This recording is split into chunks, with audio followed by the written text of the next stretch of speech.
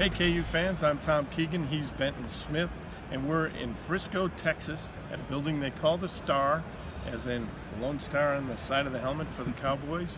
And we're at Big 12 Football Media Days. Had a chance to stop and talk at each of the 4 KU players' tables who are here.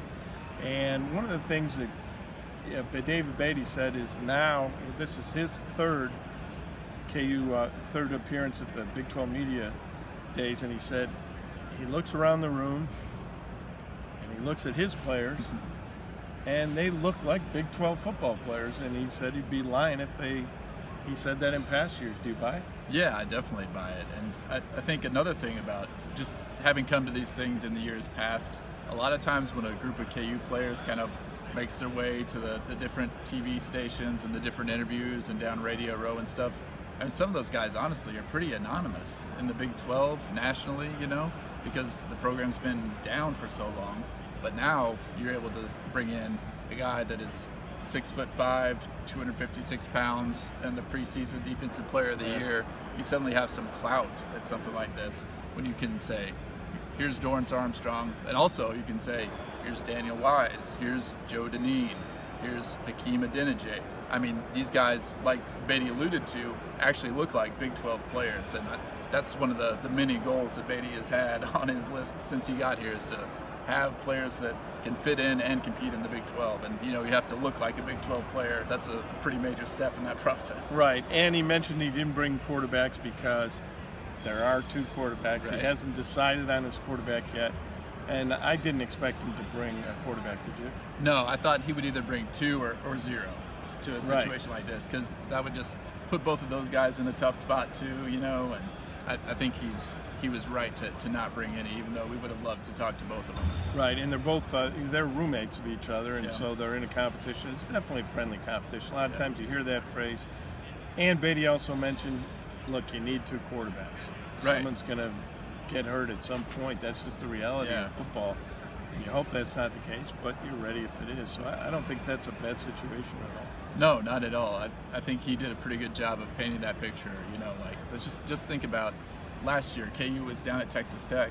You're trying to stop Patrick Mahomes. He happens to get hurt. The backup comes in and he shreds you too, because you have a good backup. That's the goal, to have somebody at every position that is almost just as good as the guy in front of him. And how did they look physically from a year ago at this time when you're looking at these 4? All 4 look different to me physically. How do you think they look different? I think they all look bigger. Right. Yeah, for sure. I mean, it's Dorance. I don't think he's like gained a ton of weight over the past year, but he definitely looks just thicker. I mean, that guy just, every time you see him, it seems like he's getting bigger and bigger. And he actually has gained probably 15 pounds from last year, which is quite a bit for 1 year. If not more than that.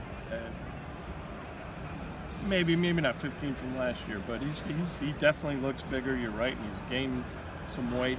And Daniel Wise, to me, looks a little bigger, but a lot more fine-tuned. A little leaner. Yeah, sculpted, more sculpted, and that should be able to help him move. And Joe Dineen just looks much bigger.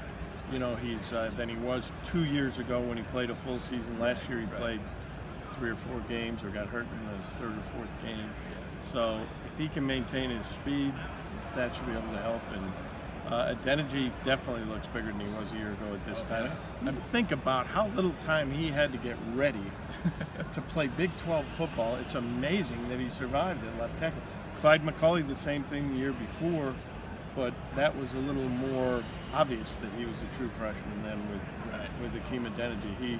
Adeniji got beat and he took his lickings, but you could see him getting better over the course of the season, and he looks a lot bigger.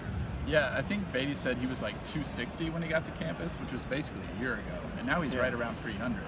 Yeah, he's about 290, I think. Yeah, and he's on his way to 300 maybe by the time the season opens. And he and Dorance Armstrong were both high school basketball players. You wouldn't want to run into those guys in the paint. No, I don't think so. No. And you look around the room, and there were some big bodies, but Kansas has some big bodies too, and they're not as big as Oklahoma or some of these teams they're playing, but they're inching there, you can tell. And for a coach who's 2-22, if you look at that, I think he was showing a great deal of respect by the media. They know the thing that he inherited, and they can see progress. They were probably talking to each other a couple of years ago. Can you believe this is the best they could bring, these skinny guys? Right. And now they do look like Big 12 football players. Yeah, possibly the Big 12 Defensive Player of the Year in Dorance Armstrong. The thing that stood out to me in talking to Dorance today was just like, some people would say this, and you could kind of think, oh, they're blowing this out of proportion. It seemed like he really didn't expect to be the preseason Player of the Year. It wasn't even something he thought about. Yeah, I don't think he thinks that way. Right. And an interesting thing he said today, and why he ended up at Kansas, is because to that point when he committed to Kansas, that was the only place he had visited, and he did not want to miss a basketball game. And the visits start on Friday, and his games were Tuesday and Friday. Yeah. He did not want to miss a game. And he said they had won the state title his junior year, I think, and he didn't want to miss a game. He was a starter, and that shows you what an unselfish guy he is and what a team-oriented guy he is. And they all talk about how hard he works. Beatty kept saying the hardest players, the best players he's known through the year, and the hardest workers. That's Dorance Armstrong all the way. Yeah, for sure. I think all the guys that they brought today could fall in that category too. Yeah, that's part of why they bring him. Yep. It's an honor to come, and he rewards guys who are not only good players, but guys who work hard and toe the line, and all four of those guys certainly fit that description. That's Hakeem Adeniji, Daniel Wise, Dorance Armstrong, and Joe Dineen. And lucky for us, they're pretty good in interviews too. Yes, they are. Dorance, we don't talk to him as freshmen. Beatty's policies, right. You're not allowed to talk to him as freshmen. So sophomore year for Dorance was the first time. He's a true freshman, true sophomore. And he's very nice. When I first met him during conditioning a year ago, but you could see he's more comfortable talking, and he's going to do a lot of talking because he's going to be playing, as they like to say, on Sundays. And today is not Sunday. It's what, Monday, Tuesday? One of those days. Yeah. What is it, Monday? Monday, yeah. Yeah, it's Monday. Okay. And I'm Tom Keegan. He's Benton Smith. And thanks for joining us on KU Sports Extra.